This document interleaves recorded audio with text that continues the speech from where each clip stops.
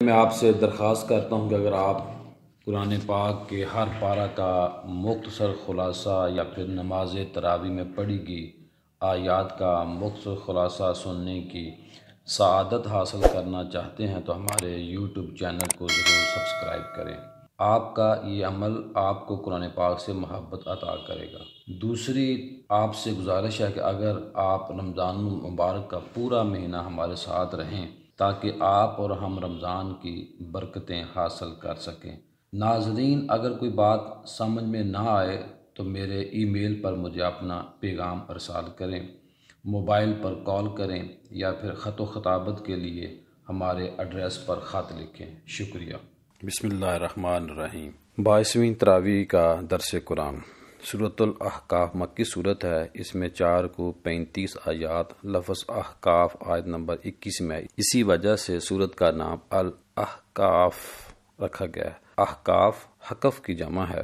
اس لفظ کا معنی ریت کے ٹیلے، آبار وغیرہ جہاں ریت زیادہ ہو۔ حکم ہوتا ہے کہ ایسے انسان سے زیادہ کون گمراہ ہوگا جو اللہ تعالیٰ کی ذات کی بجائے اس کو پکارے جو قیامت تک جواب نہیں دے سکتے۔ جب ان پر پڑھی جائے ہماری روشن آیتیں تو کافر کہتے ہیں کہ یہ کھلا جادو ہے۔ اللہ خوب جانتا ہے جن کاموں میں تم مشغول ہو۔ اللہ کافی ہے میرے اور تمہارے درمیان گواہ، اور وہی بخشنے والا مہربان ہے۔ اللہ تعالیٰ کی ذات نبی سے فرما رہی ہے کہ تم فرما دو کہ میں اللہ کا رسول ہوں، اسی کا رسول ہوں جس کے تم بندے ہو۔ میں تو تم کو ڈر سنانے والا ہوں، بے شک اللہ راہ نہیں دیتا۔ کافروں نے مسلمانوں کو کہا اگر اس میں کوئی بلائی ہوتی تو یہ ہم سے آگے پہنچ چکے ہوتے۔ عربی زبان میں ہم نے قرآن پاک کو اتارا تاکہ ظالموں کو ڈر سنائے اور نیکوں کو بشارت یعنی خوشخبری دیں۔ بے شک جنہوں نے کہا ہمارا رب اللہ ہے، پھر اس پر ثابت قدم رہے، ان پر نہ کوئی خوف ہے اور نہ ہی ڈر، وہ جنت والے ہیں، ہمیشہ اس جنت میں رہیں گے۔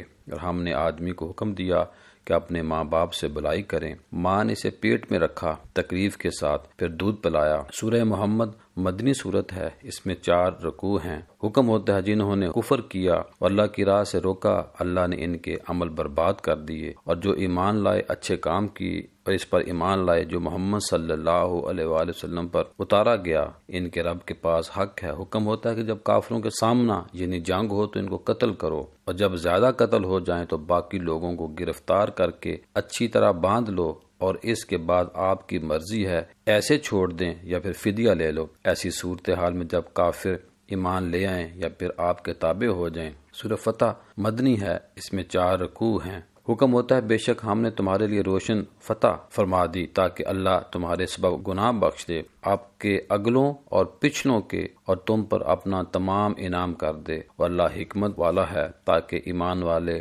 مردوں اور ایمان والی عورتوں کو باغوں میں لے جائے جن کے نیچے نہریں رواں ہیں، اور ان کی برائیاں ختم کر دے، اور اللہ عذاب دے گا منافق مردوں منافق عورتوں کو، مشرک مردوں اور مشرک عورتوں کو جو اللہ پر برا گمان رکھتے ہیں، اور اللہ نے ان پر غضب فرمایا اور لعنت کی اور ان کے لیے جہنم تیار کی۔ سورۃ الحجرۃ مدنی ہے۔ اس میں 2 رکوع، 18 آیتیں، 343 کلمے اور 1474 حروف ہیں۔ حکم ہوتا ہے اے ایمان والو، اللہ اور رسول کے آگے سے نہ بڑھو اور اللہ سے ڈرو، بے شک اللہ سنتا اور جانتا ہے۔ اے ایمان والو، اپنی آوازیں اونچی نہ کرو اس نبی رحمت کی آواز سے، اور ان کی بارگاہ میں ایسے گفتگو نہ کرو جیسے آپس میں اونچی آواز سے گفتگو کرتے، کہیں ایسا نہ ہو جائے کہ تمہارے اعمال ضائع ہو جائیں اور تم کو خبر بھی نہ ہو۔ بے شک جو لوگ اپنی آواز کو نبی پاک صلی اللہ علیہ وآلہ وسلم کی بارگاہ میں پست رکھتے ہیں، ان کو اللہ تعالیٰ نے پرہیزگاری میں چن لیا ہے،